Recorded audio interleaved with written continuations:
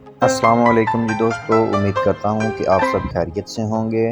ये मेरी यूट्यूब पर पहली वीडियो है। आप हमारे चैनल को सब्सक्राइब कर सकते हैं। मैं उम्मीद करता हूँ कि आपका ये फ़ैसला आपके इल्म में बहुत ज़्यादा इजाफ़ा कर देगा।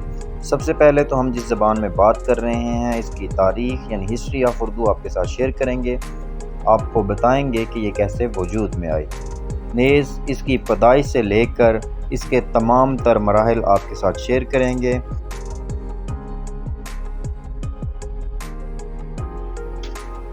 किस तरह आज हमारे पास मौजूद है और ये किस तरह मुग़ल दरबारों में ये ज़ुबान ज़िंदा रही और किस तरह लश्कर में बोली जाती थी और इस ज़बान में क्या खसूसियात हैं जिनकी वजह से मुग़लिया सल्तनत का आखिरी बादशाह बहादुर शाह ज़फ़र भी उर्दू शायर था।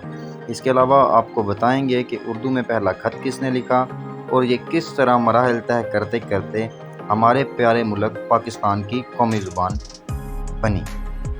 और इसके साथ ही आपको बताएंगे कि उर्दू में सबसे पहला दीवान किसने लिखा, किस तरह उर्दू नसर की इब्तिदा हुई और इसके साथ ही आपको शायरों के मुतल्लिक़ बताएंगे कि उन्होंने इस ज़बान के लिए कितनी मेहनत की,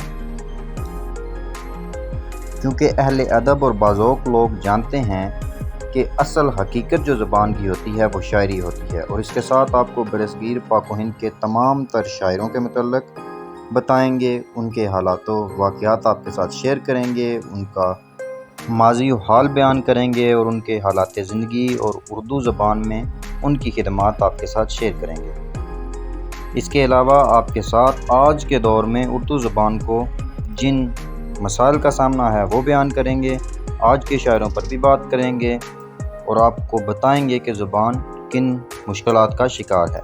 ये सब देखने के लिए हमारे चैनल को कर लीजिए सब्सक्राइब और वीडियो को कर दें लाइक। मिलते हैं नेक्स्ट वीडियो में। अल्लाह हाफ़िज़ नासिर।